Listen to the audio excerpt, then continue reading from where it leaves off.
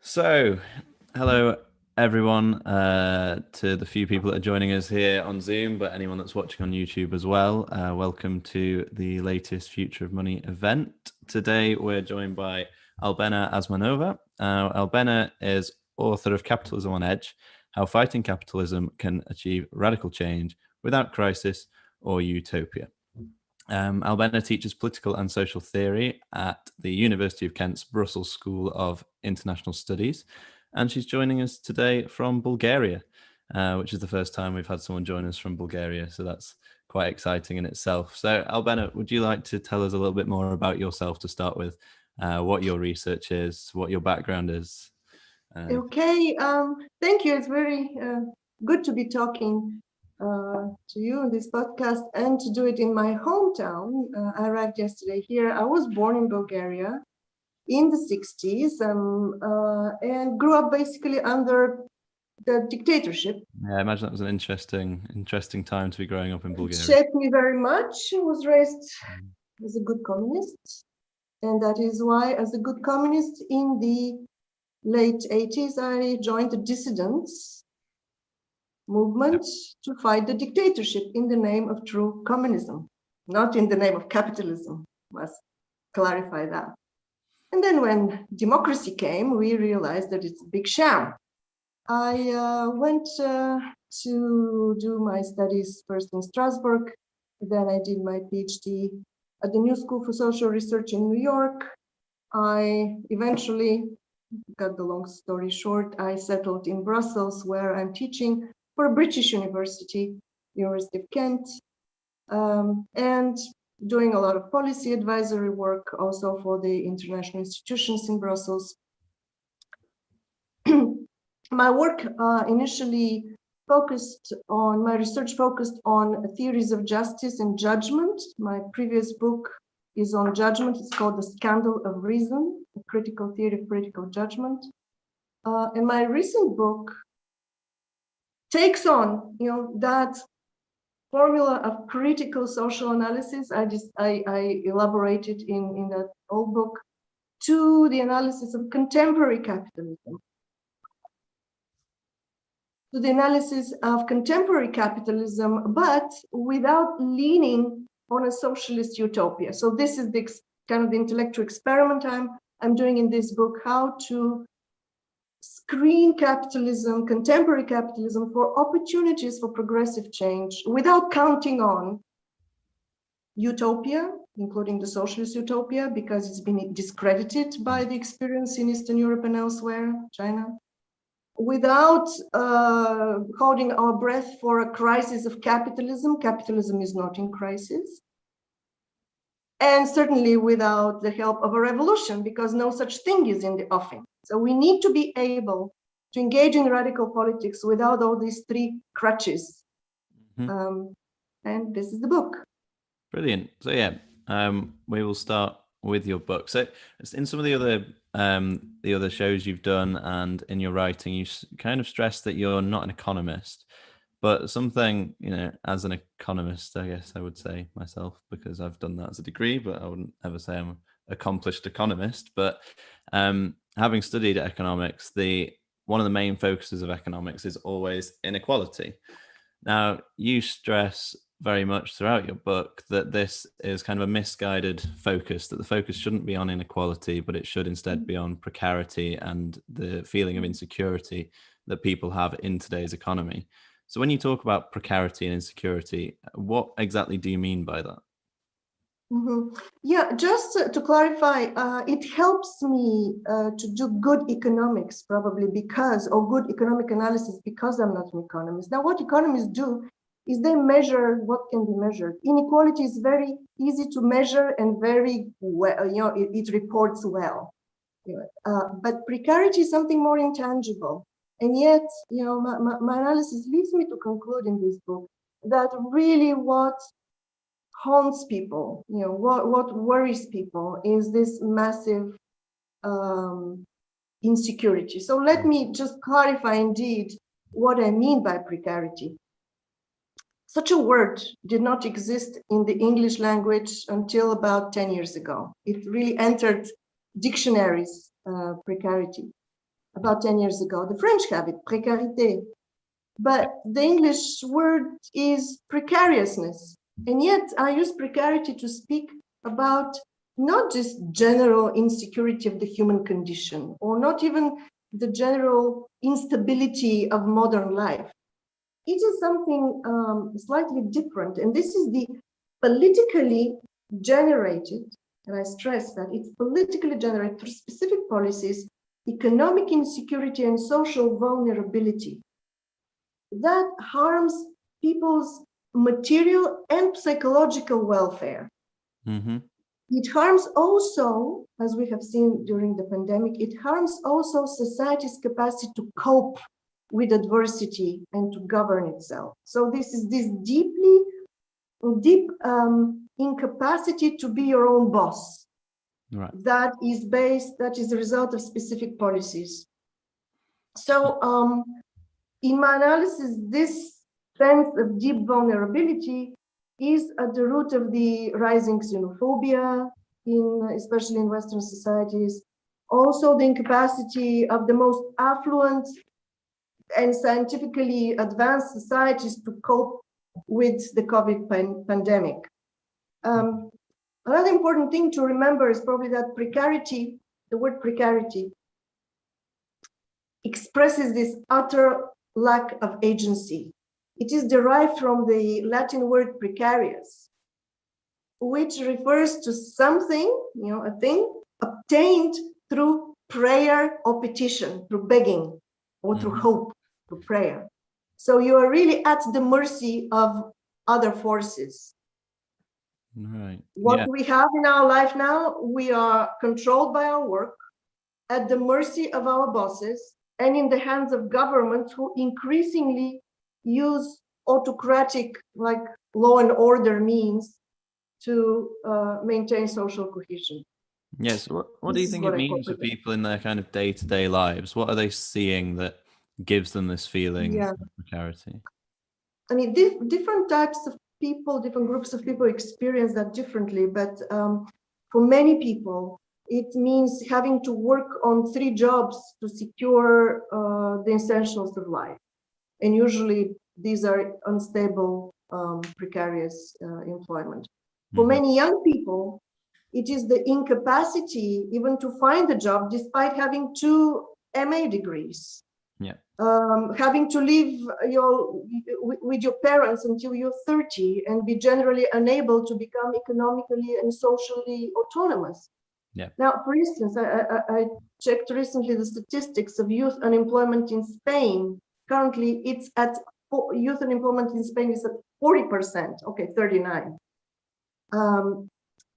For other people, those, let's say, take the well-paid, on well-paid employment, it means staying forever in the rat race and paying for that with one's mental health. A recent Harvard study tracking CEOs found that most work 62 hours on average a week. And the most absurd, piece of information that came, it was sometime in March, Goldman Sachs young employees begged that their weekly working load be capped at 80 hours. So this is their precarity. Yeah, I mean, how have we reached that point? Why are we in a world where people are having to work so much to feel that they almost, to fit into society, to feel that they have some level of security? I guess they feel they have to work more, but how have we actually reached that point?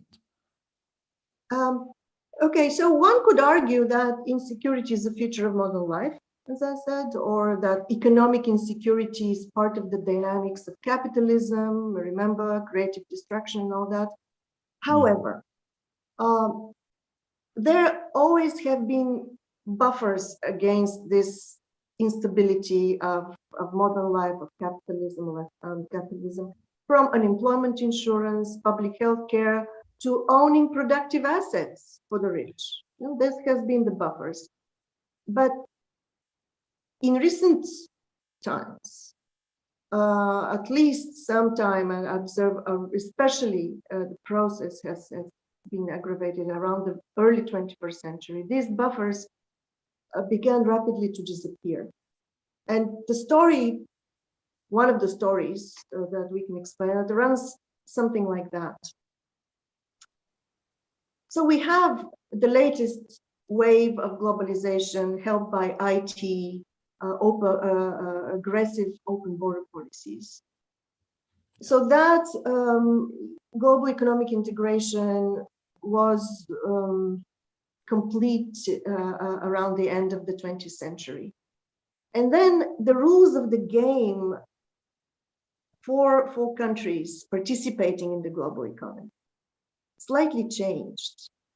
The big change was the commitment, the policy commitment of governments to ensuring the national competitiveness in the global economy. Mm-hmm. So how do you remain competitive in the global economy? And competitiveness and competition are different things, because to maintain competition, you basically, like in the neoliberal times in the late 90s, just the governments had to ensure a level playing field, less intervention.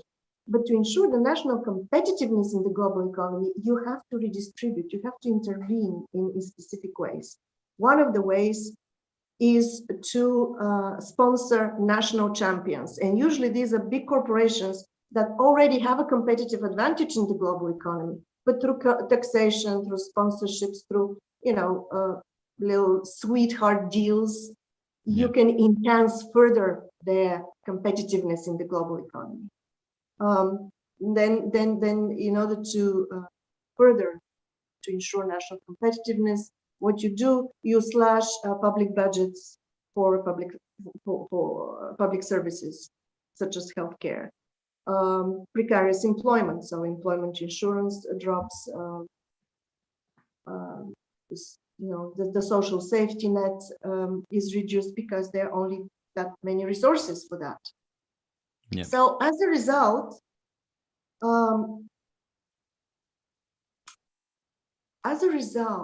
the competition on everybody, except for this handful of corporations, the competition on everybody increased. Yeah. So our personal livelihoods, like secure jobs, or even the ownership structure, you might own a company, you might own a business, but because of the competitive pressures are so severe, this still makes you precarious. Mm-hmm. So that's on personal level, but also on societal level, societies generally became more fragile. Yeah. Now, what do you think the motivation for doing that was? Because the suggestion, like you distinguish between competitiveness and competition, for kind of a traditional capitalist ideology, competition is the foundation of that. So why did, generally perhaps right-leaning or definitely capitalist economies move against that to move into this world of competition, which is perhaps more what you'd expect from a state that's more centrally planned or centrally controlled? Yeah. Why did that? That's the problem. One of the biggest paradoxes of our time, that I think the reason is because countries, governments, or entities like the European Union behave in the global economy as capitalist units. Yeah. Right. So it's not so much companies competing, but countries competing. For instance, the European countries compete against each other and with the US for access to the Chinese market. That has been one of the biggest drivers of this game. Yeah. And that is why then the state starts to intervene to save or to privilege specific capitalists against the general rules of capitalism. Yeah, because the idea of a national champion is in itself against what any purely capitalist society would do. Yeah. But yeah, no, it's suggesting that within the world economy, what would be agents within a national economy, the agents then become the states themselves. Exactly. Okay. Now, another thing that you wrote about in your book is about after the 2008 global financial crisis, which you would say is the biggest period of instability that most people alive now have ever really experienced. It was, for decades we perhaps hadn't had something that shook the world in kind of such a way that so many people were affected by it. And then after that, there's been a further shift towards right-leaning political parties. Why was that shift to the right when the problem came from right ideologies? Why was the right consolidated after that? Right. That's the other big, great paradox of our times. So if you remember about the time of the financial meltdown in 2008, and next 5 years or so, there was a lot of talk about the crisis of capitalism, and the left expected to see huge electoral gains. Yeah. But this did not happen. So this is because the vote actually went either to center right or to far right parties.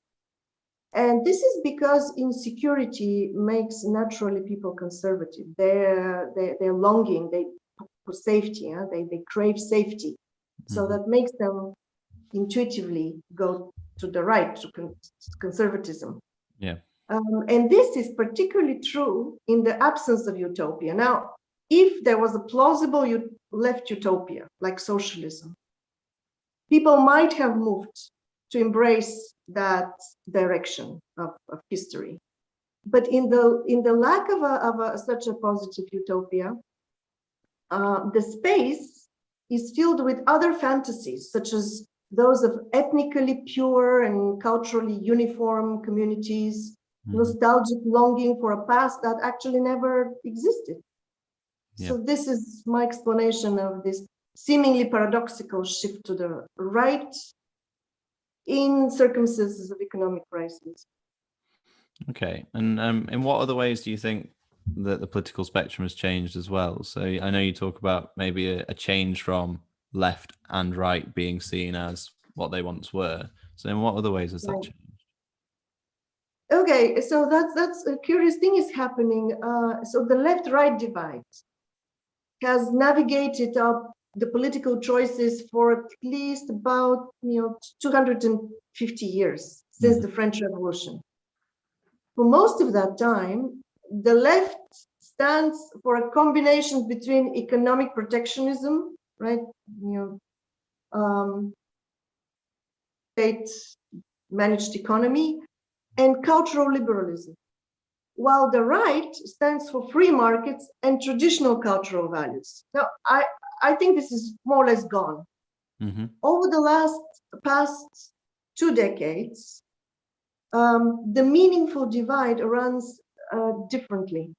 On the one hand, we have parties and their followers who demand political order, economic security, personal safety related to fear of terrorism, and cultural purity or cultural protection.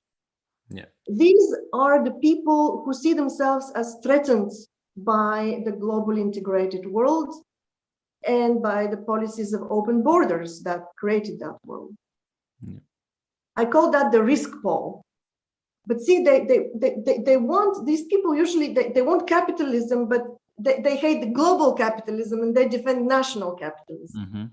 They want social safety, they want the job protection for us, not for these strangers coming to get our jobs.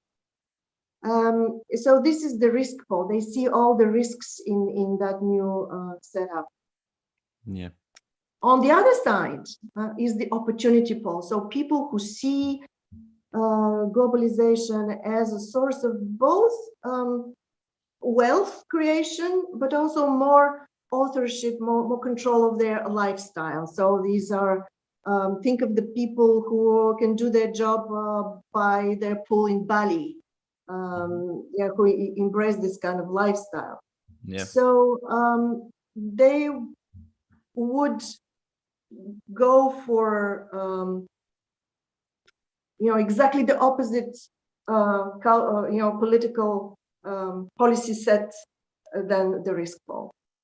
Okay, and do you think that kind of is how perhaps we explain how regimes manage to hold on to power? How, is it just a fear of change? You'd rather accept what we know than risk everything changing in a way that doesn't suit you, even if the opportunities might be greater. Absolutely. But see, what's sad about that is that to tackle.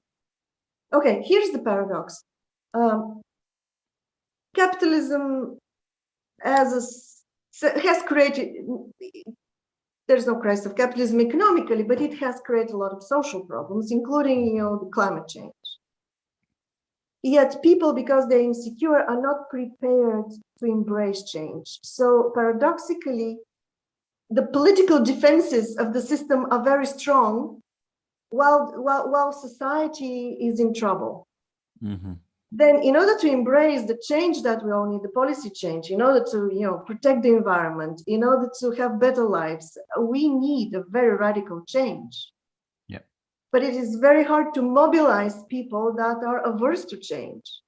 It's a great opportunity that we're missing. Okay. Because of that combination between the economics and the politics of that juncture. So what do you think the first steps are towards kind of reducing this insecurity then? What do you need to do to convince those people that change is needed? So at least two things we can do. The greatest, we have to take care of the sources of precarity, of the sources that make people so insecure. And as I said, the greatest source of precarity is the competitive pressures coming from competition within global market. Mm-hmm. So the first thing would be to recast globalization, of course, not to shut, our economies, but to recast globalization by inserting very demanding standards of environmental and labor protection in bilateral or multilateral trade treaties, just to make trade protect jobs and the environment. Mm-hmm. Otherwise there is always a race to the bottom. Yep. The next step, so once we have insulated a little bit, at least, our economies from these global competitive pressures, then we can think about, domestic economic policy. And I would start with jobs reform. Now, I don't believe in job creation. It's a very fashionable thing now in the US with the Biden administration, but I'm a big fan of the work of David Graeber's, his work on bullshit jobs. So Graeber observed, and it's a book that came about, I think, 3 or 4 years ago. So he observed that over half of societal work is pointless. Now, moreover, pointless work is psychologically damaging, especially when we draw personal significance from our employment. So let's stop with the bullshit job creation. We're in a unique point in history where humanity has the technological means to produce its existence through through the minimal input of labor, thanks to automation. But automation is also the problem when our existence is so much dependent on jobs. So the economy, let's say that the economy creates exactly the type of jobs it needs. What we need is social policies to allow to share jobs. So in the book, my set of policy proposals concerns job sharing. Mm-hmm. So not artificial job creation, but job sharing. I call that the universal basic employment. Not the universal basic income. I think it's universal basic income is in principle a good idea, but it comes at the wrong time, because governments are way too indebted to afford to then spend money on what was Piketty's proposal, 250,000 we get at euro at the age of 25. No, this is just not serious. But we could do job sharing. Okay, and what would that look like? So what would be an example of job sharing? Because why do we need people? How do we continue to pay everyone if people are sharing jobs? We will be, so everybody would, of course, live with less, but they would have secure employment. And I think that this is exactly what hurts people, the insecure employment. When I was looking at surveys for my book, surveys of millionaires, most of them were saying that they're on the job, although they would like to retire, they would withdraw, live their lives, not worry about whatever jobs that they were doing, out of a fear of losing it all. So you have to take away the fear of losing it all. Yeah. Fear of losing your investments, fear of losing your employment, fear of losing your livelihood. So how do you do that? Well, you do that by disconnecting social insurance, and including health and employment, etc., insurance from the employment contract. Still, in many places, this is the case. You're only insured so far as you have worked, Mm-hmm. and the rest is too minimal to count. Still, in many European countries, self-employed people have very minimal coverage on employment. Yeah. So there the tricks of the trade that can be done. Economists know very well how to do these things. I'm a political theorist. I shouldn't be telling them, although I have some ideas in the book. Okay, so I mean, it sounds like it would be, it makes sense. It'd be a great idea, but who's responsible for doing it? Is it governments that are going to do this, or is it companies that will lead the way in perhaps creating an environment in which this kind of job sharing could happen? Or, is it the individuals? Is it for us to push for this? No, I don't think you can put the burden on individuals. Individuals can demand it. They can demand it from the decisional elites, the people who make the decisions. But without state regulation, this cannot happen, because then we will all compete. We have to stop the competition between people and between companies that leads to this race to the bottom. So once you set the standards and regulate for everybody that you cannot work more than 30 hours a week, or that everybody should have a social and health protection irrespectively of their contract, labor contract. So you need to mandate these things. So it's fashionable again to talk about a state intervention, but it depends what kind of state intervention. That doesn't mean much.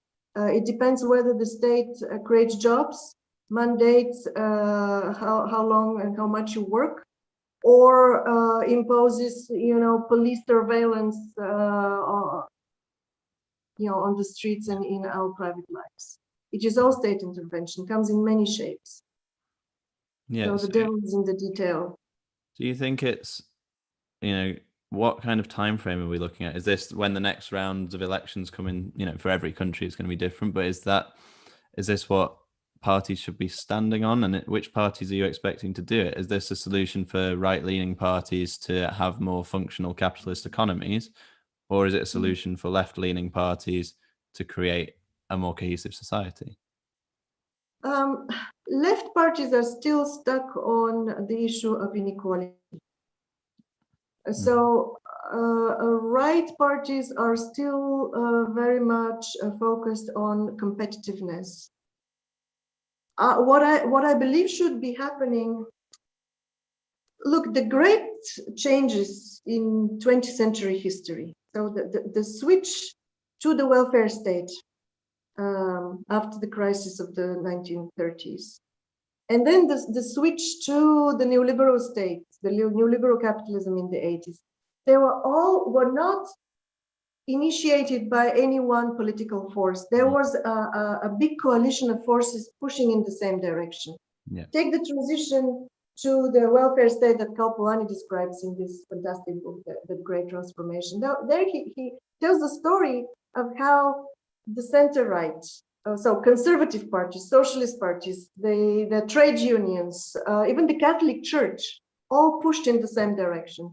So I think that there needs to be this kind of cross-ideological shift in attitude towards it, coalition coming from everywhere, like the multitude. I don't expect the multitude to raise in an uprising, no, because of this fear of change. But I think people can demand from their leaders, irrespectively of left, right, nominal labels, to push in the direction of fighting precarity. And then what kind of social system would come out of that? We don't have to give it a label. It might be something brand new. Yeah. Um, so you say the left actually are kind of stuck on the inequality question at the minute.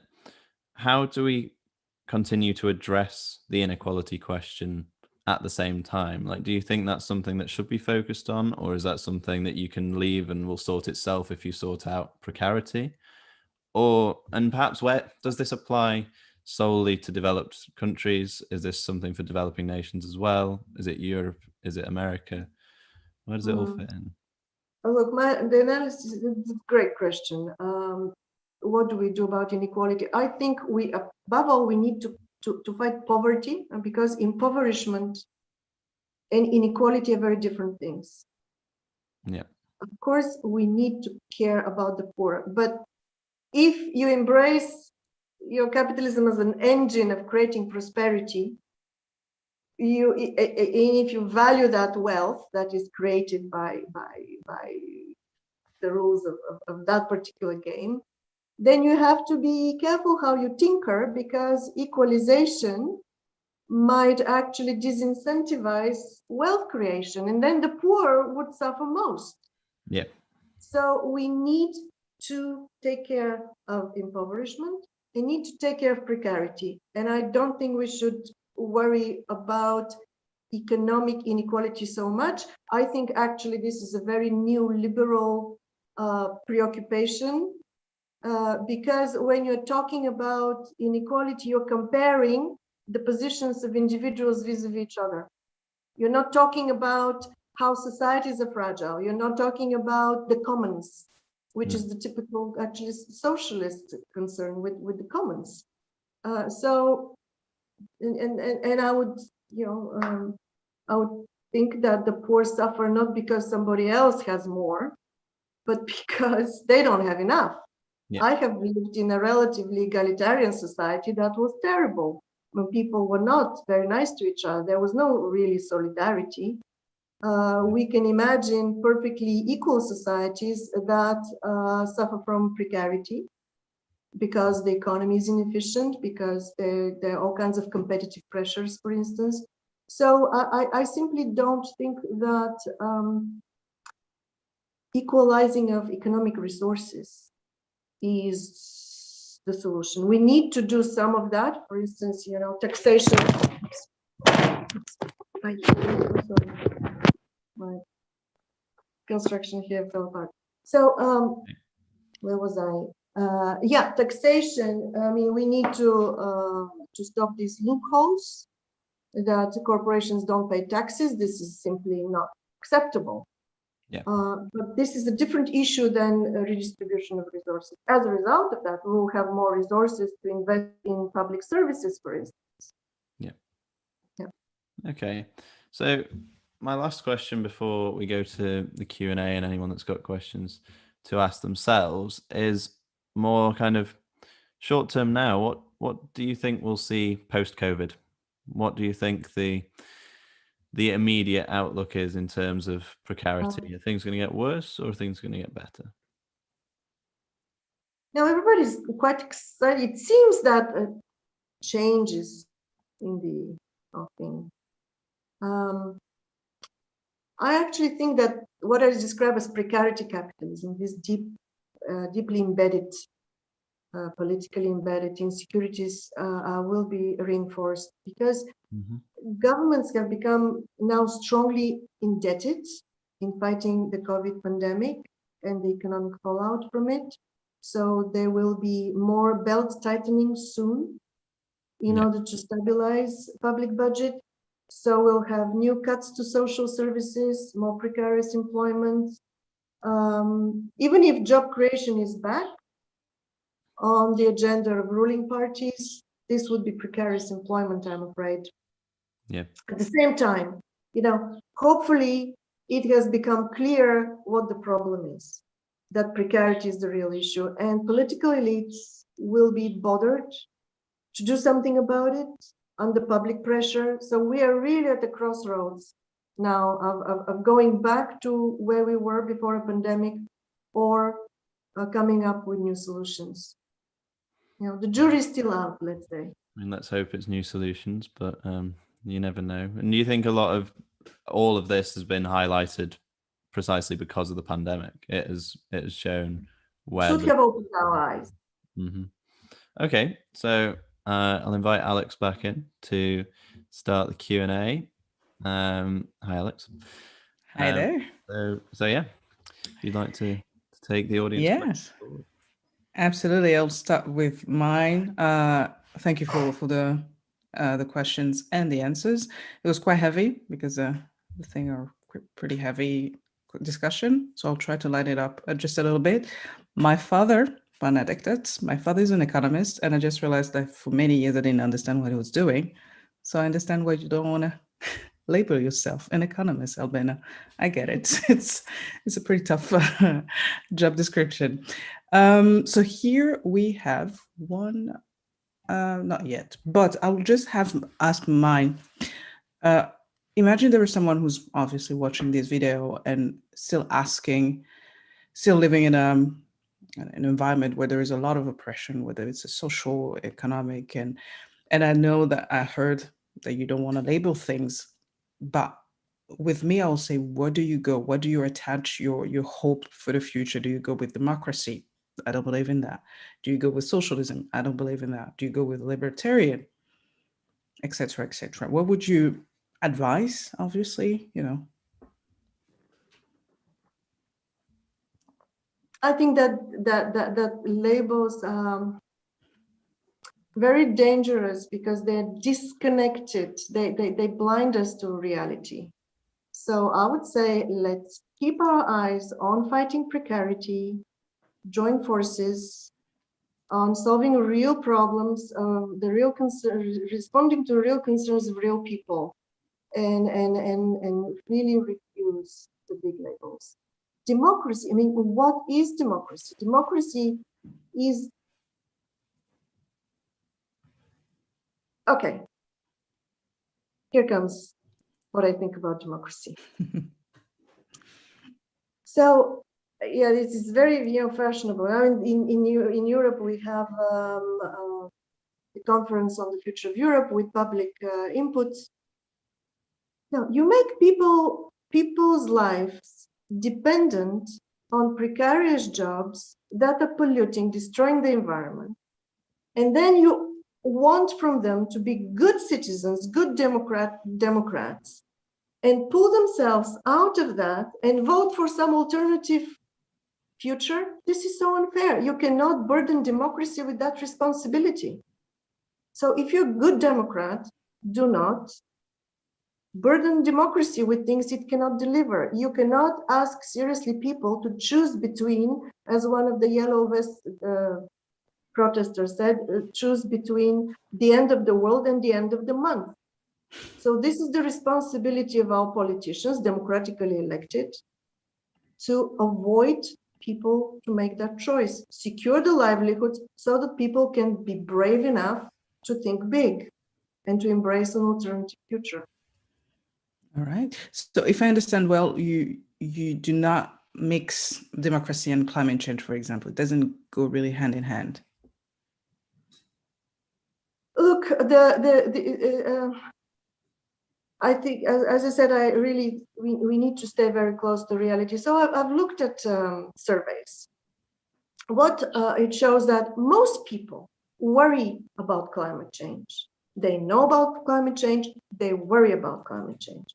And yet, when they have to choose at elections, they go for policies that affect their lives more immediately. And this has to do with, keeping the job, because the political economy has made our lives almost exclusively dependent on holding a job.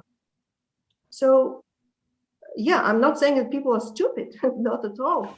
They know, they're well informed, but they're forced with, the kind of choices they're forced to make are just not fair. All right. Okay. It seems like there's a Pete who would like to ask a question. I will invite you to just unlock your mic and ask directly the question. Go ahead, Pete. Hi, thank you. So Yeah, I just want to preface this by saying that was a very brilliant talk, and Albena, I'm very motivated to purchase your book now. So my question is based on sort of like the job side of the occupation side of the debate. And just wondering, preface with the knowledge that post-COVID and with the governments we have in place now may not be the ideal time, but you briefly touched upon a UBI, a guaranteed basic income, but sort of dismissed it on terms of unrealistic or over expensive. But I'd just like to come back to that point and say how does this not solve all the issues of precarity and sort of issues of inequality we're talking about?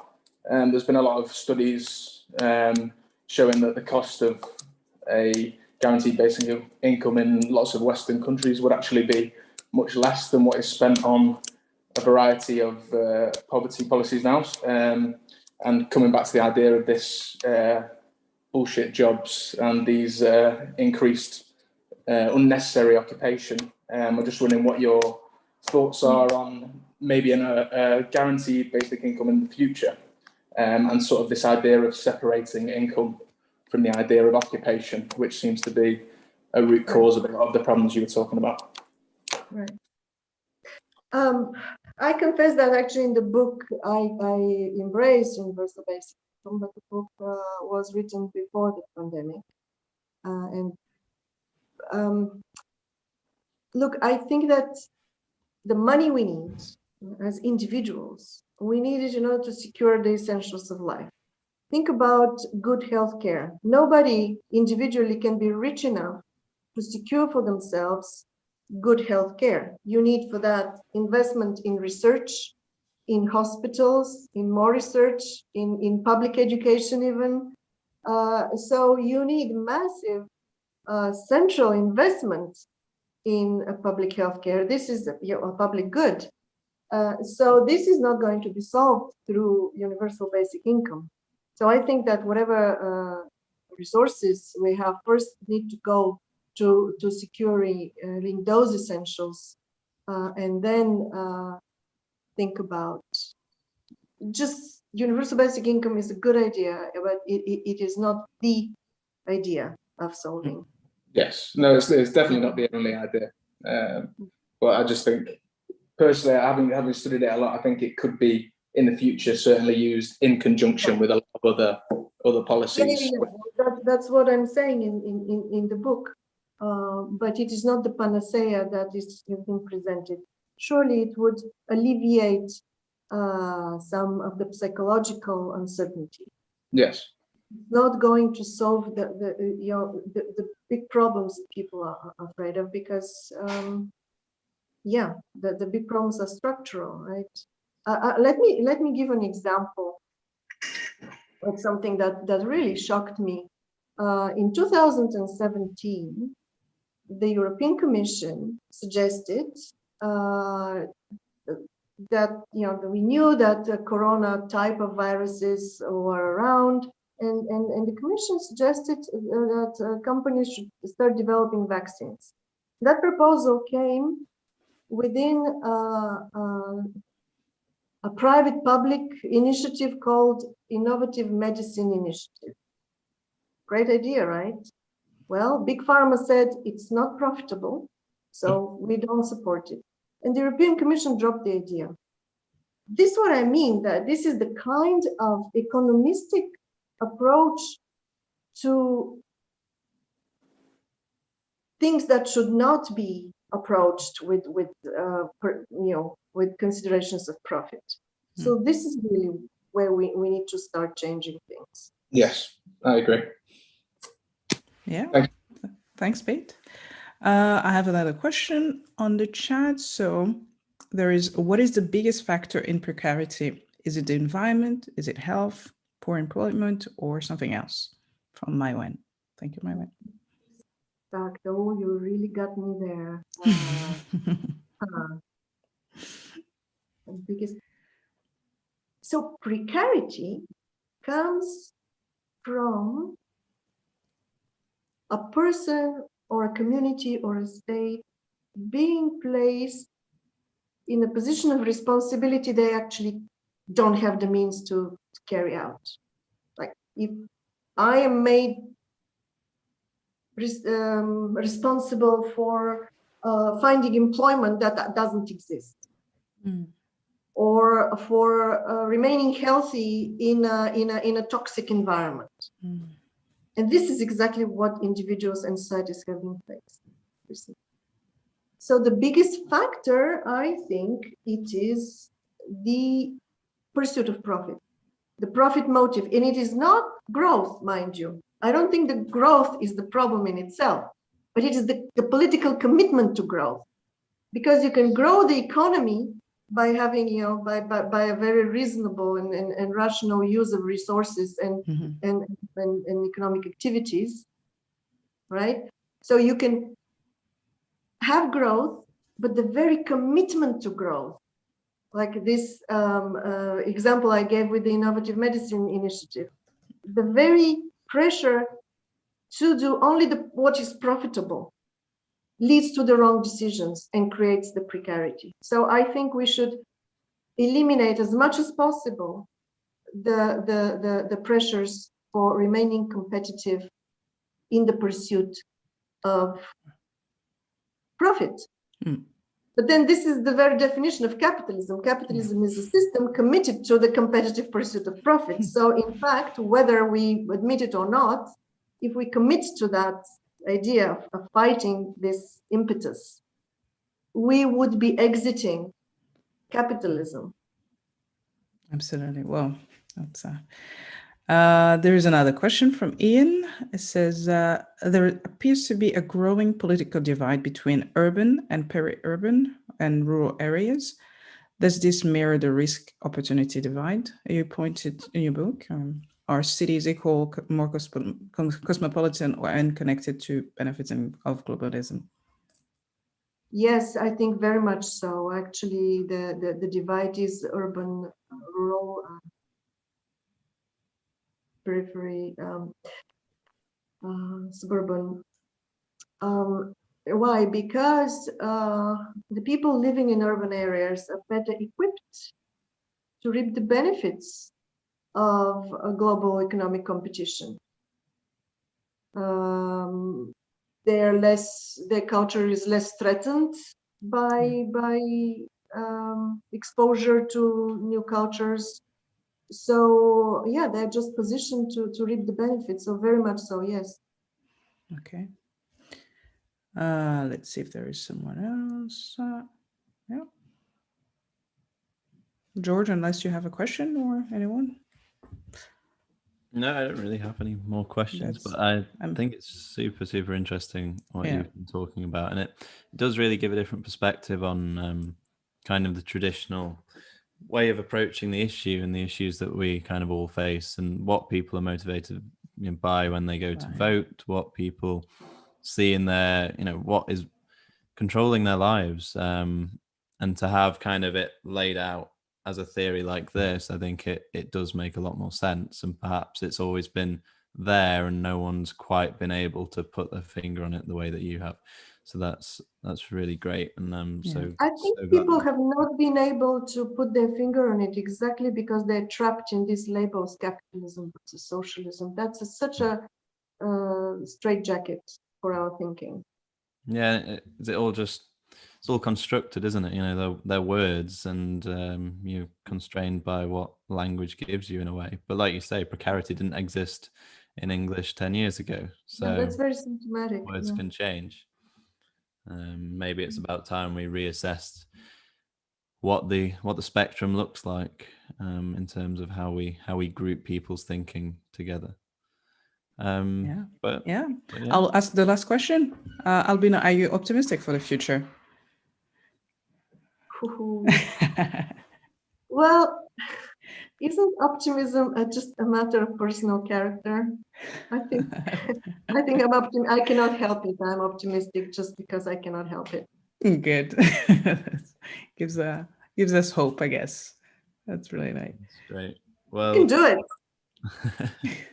I mean, I try to be optimistic when I can, but some things make me less optimistic.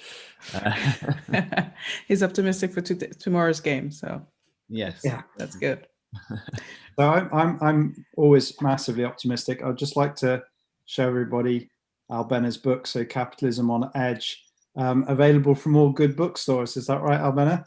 Yeah, that's right. And note how thin that book is. It's a very quick read.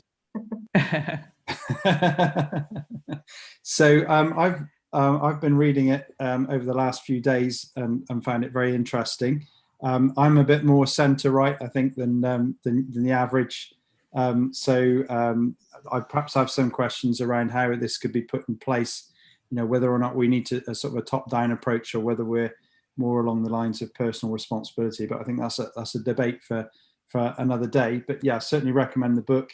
Anybody who's not already read it, there we go. Capitalism on Edge, very, very interesting. So thanks ever so much, Albena, for joining us. We really have enjoyed not only this conversation, but the other conversations we've had putting the event together. And obviously more than welcome to join us another time, especially when you get your next book out. Have you got a book in the pipeline? Yeah, my book is next one I'm writing is called The Success of the West with a question mark.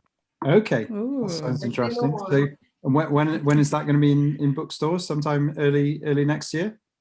A couple of years. A couple of years. Okay. Very good. Nice. Okay. Thank you very much. It's been Thanks for joining wonderful. us. Great questions made me rethink again everything. Thank you. That's the No, it's best. been brilliant. We really way. appreciate it. We've had a great time putting it together, and really appreciate you spending your time with us and coming on.